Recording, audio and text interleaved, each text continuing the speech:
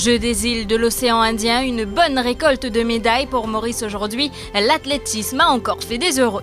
Tableau des médailles, Maurice en haut du classement, suivi de près par Madagascar et La Réunion.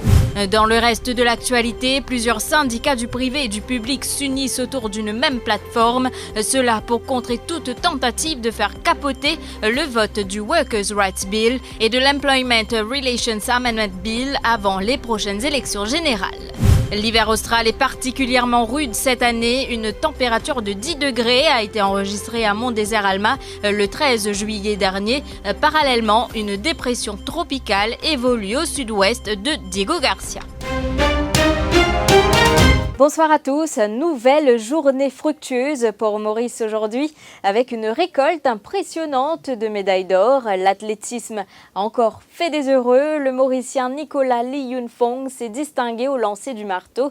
Prisca Manikion a elle raflé l'or dans l'épreuve du 5000 mètres marche.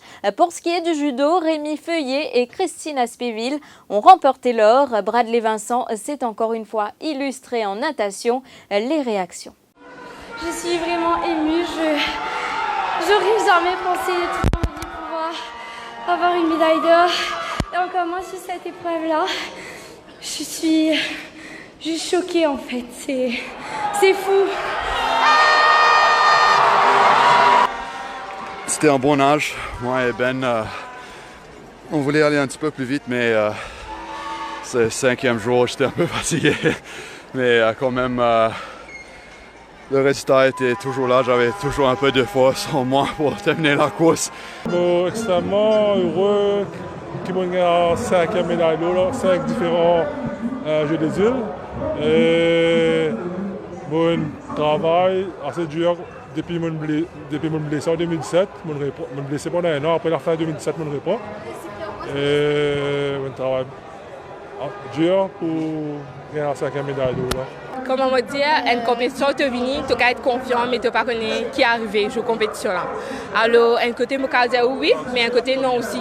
Parce que tout le temps, une appréhension pas derrière. Mais nous travaillons pour la médaille d'or, alors je suis satisfait.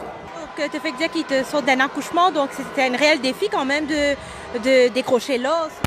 Ouais, c'était vraiment un défi vu que j'ai pas eu un accouchement normal, donc du coup c'était vraiment un défi et il fallait reprendre doucement, fallait aller prudemment et tout. Donc voilà, on reprend tout doucement, on allait prudemment et ben voilà, donc on dit jusqu'à juin, mon besoin au moins tombe sous 26 et mon tombe sous 26 et là moi j'ai envie de chercher le record des jeux. Mais bon, on fait la course par rapport à mes collègues aussi, mon était comment ça a été au premier kilomètre et puis après premier kilomètre, moi connais mon cavale plus que ça, moi connais ce qui me vaut donc on allé. Voilà. Comme hier, c'est l'athlétisme qui nous hisse en haut du classement. Les Mauriciens ont brillé durant les différentes épreuves. Détermination, motivation, mais surtout rigueur étaient les maîtres mots aujourd'hui. Notre journaliste Aurélie Auguste a suivi ces compétitions d'athlétisme. Une pluie de médailles s'est abattue sur le stade Germain-Commarmont à Bambou, Aurélie. Le stade Germain-Commarmont a vibré ce mardi. L'athlétisme offre une panoplie de médailles d'or à Maurice. D'abord, il y a eu Brigilia Claire qui a remporté l'or dans le lancer du poids, catégorie dames, sport adapté. Jean-François Sénèque, de la même discipline, catégorie homme, a lui aussi offert l'or à Maurice. Et cet après-midi, dans le lancer du marteau, Nicolas Lee Yun Phong a aussi remporté l'or. Le lanceur est à sa 5e médaille d'or depuis les Jeux de 2003.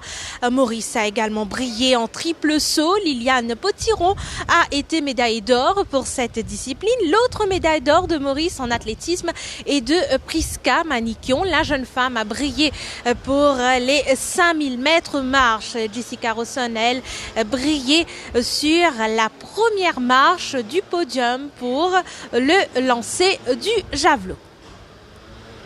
Voyons à présent le tableau des médailles. Maurice maintient sa première place, suivi des Réunionnais. Les Malgaches arrivent à la 3e position.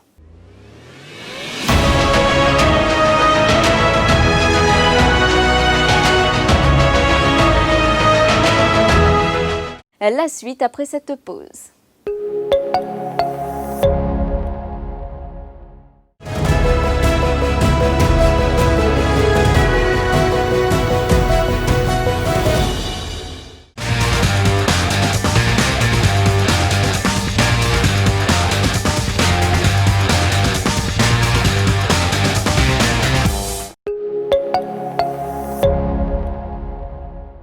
Et puis, dans le reste de l'actualité, plusieurs instances syndicales font cause commune pour faire pression sur le gouvernement afin qu'il passe au vote la nouvelle loi du travail. Une décision qui intervient après l'objection de Business Mauritius. La Trade Union Common Platform pense que le gouvernement pourrait profiter de l'objection du patronat pour renvoyer les débats à l'année prochaine, soit après les prochaines élections générales. La nouvelle plateforme a animé un point de presse devant le bureau du ministère du Travail en fin de matinée. Le Workers' Right Bill a été introduit au Parlement, mais les débats pourraient être retardés après la décision du Conseil des ministres de confier le texte de loi à un comité technique sous la présidence de Dev Manraj. Le porte-parole Riyaz Chotu a lancé ainsi une sévère mise en garde au Premier ministre et affirme déjà que la plateforme ne s'assoira pas à la même table que Business Mauritius. La balle dans le camp du Premier ministre Pravin Jagnnath, il bâtir sa campagne. Ils bâtir tout ce qu'ils ont dit qui a permis aux équipés l'eau, la souffrance et la justice sociale. Ils ont besoin de tenir sur l'engagement. Travailleurs peuvent faire un appel. Nous n'avons pas d'accord encore pour que la souffrance-là continue. Il n'est pas normal. Donc le message est clair. Humblement, je demande de Manraj n'a pas appelé nous avec Business Mauritius dans le comité technique ensemble. Bel baiser pour les vies. Narendranath Gopi affirme lui que le patronat n'a jamais participé dans les réunions qui ont conduit à la rédaction du nouveau texte de loi. Aujourd'hui, nous trouvons la loi travail, il écoute nous, le ministère du Travail, le ministre, il écoute nous, puis finalement, ça la loi travail là-dedans, pas les travailleurs, et c'est pas aster que ban employé pour venir dire nous, qui ça la loi là, je commence à faire une proposition pour dire ça la loi là bien révoquée, ça nous n'a pas plus d'accord. La loi nous donne protection travailleurs. Et nous bien contents au niveau, comme défendeurs de ban travailleurs, nous bien contents que c'est la loi Lenvin de faveur ban travailleurs. Atma Chanto a lui aussi mis en garde le gouvernement. Le gouvernement, il a la croisée des chemins. Soit il écoute la voix travailleurs ex-syndicat, soit il écoute Business Mauritius et sur répercussion, s'il écoute Business Mauritius, il pour bien sûr très très très grave politiquement pour le MSM et ML.